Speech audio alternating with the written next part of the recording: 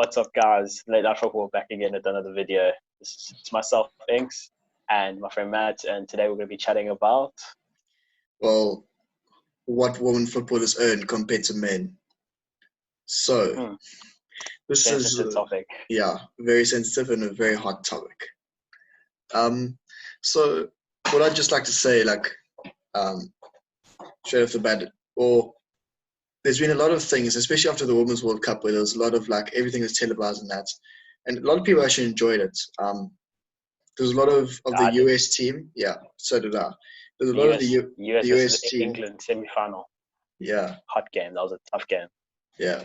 So a lot of the, especially the US women's team, and in particular Megan Rapinoe, came out and said, for all the young and up-and-coming players to earn the money that they earn compared to men, it's not right, and there's nothing to look forward to, and women would rather choose a different path of going to the business world or something else than become a professional footballer just because of how much they earn. And this has been a hot debate since then, because, well, it's obvious to say that women's football doesn't bring as much revenue in that men's does. And it's also, I think it is fair to say, men's footballers are better than women's footballers, just on pure skill level. And I don't know if that's just because we played it, or men have played it for longer, or what the case is, but it's just that's how it is. And better footballers attract more viewers. If you're better at something, it's going to attract more viewers, or if you're better in business, it's going to attract more buyers. It's just how the world works. So, but then to play devil's advocate for a bit, on the women's side, is that yes, right. So women will never be as good as men at sport, just because physically and biologically we're different. We've been made different. We've got more testosterone. We've been made to be stronger, fitter, just bigger in general. So sporting-wise, we'll always be physically more dominant. So is it really fair to kind of not value women as much, even though they can never actually reach? It's not something that they can work harder at, and because of sexism in the past, women don't watch sports. They want to cook stay in the kitchen, watch fashion shows and reality TV and stuff like that. So it's when girls are growing up, they're not being, their parents aren't taking them and watching women's football. So it never is going to grow as much as men's does, because, you're not watching, girls aren't watching it. And if girls aren't watching females, men definitely won't. So it's it's hard, man. It's we're kind of, it's a bit, it's a bit harsh on women, that they'll never ever be paid the same.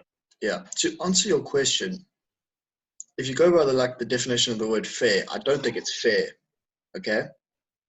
But in saying that, not much in this world we live in today is fair.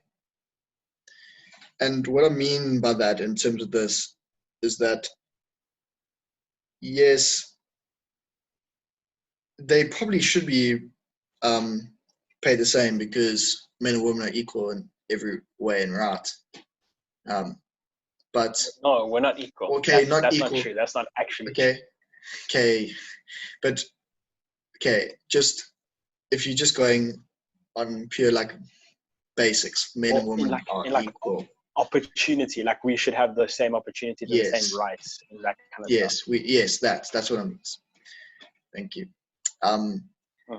But it's just a mere case of women's football in particular doesn't bring in enough money and revenue and views and viewings to allow for them to be paid more. Okay? I don't know if clubs in particular are underpaying women compared to what they bring in, the money they bring in. But from my understanding, the debate of, in general, should women be paid the same, if not more than men, it's got to be a no for me. Just because it's not feasible. Mm-hmm. It's just not feasible. You don't pay someone more than they or than they're worth or what they should be earning. You know, in a business, you don't Yeah. do that, and Yeah. that's what all clubs are. They are a business. The Premier League is a business. People forget that. Mm. So yeah, that's just my take on it. Yeah. So then, don't you feel like it's our responsibility as men to kind of increase the viewership of women's football, Yes. to increase Yes, the 100%. backing behind it, to advertise it more, to push it on female, just women themselves, like be like, sorry guys, like support, like really let's watch this, because like I watched the Women's World Cup, right? I didn't watch all the games. I watched like 3 games, 2 games max, and I'm not gonna lie, the 2 games that I did watch, I was pleasantly surprised. Like the semi-finals between the US women's team and England, it was actually a very decent standard of football. Like end to end, it was decent, and I enjoyed it.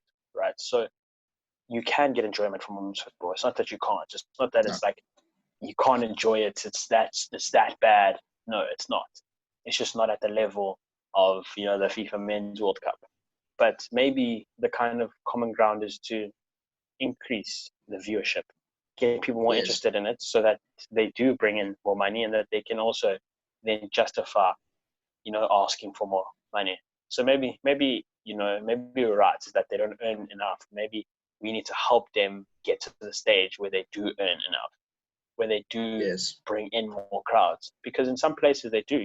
The U.S. women's national team has done better than the men's national team for years. Yeah. If you look at the highest spectator game ever in the US, it's a US national women's team game. It's not a men's team game. So it's like in certain places they really are supported, and in those places you see them, like the way they move mountains, that kind of thing. So I think Megan Rapinoe starting this, he just shouldn't start it, but she's definitely a big ambassador for this kind of topic. I think she's doing a good job. I think she's not 100% right, but I think she does have some good points, and I feel like it's our duty to try increase the support of women's football, and that's how we can increase, their pay and their wages. Not just by saying, okay, yeah, we feel bad, let's just give you money. Yeah. No, let's help you guys earn that, and then you can get paid as much as Ronaldo if the same amount of people are viewing him, actually. You know what I mean? Yeah. So I think that's what we need. I think that's the approach we should take with this. It's like, look, sorry, we know that physically, like, it's never going to be the same standard. So we can't be putting it on. We can't put our value on standard, but it should be just about income, because you don't have to be the best soccer team to bring in the most money. And we've seen that in men's leagues. Yeah.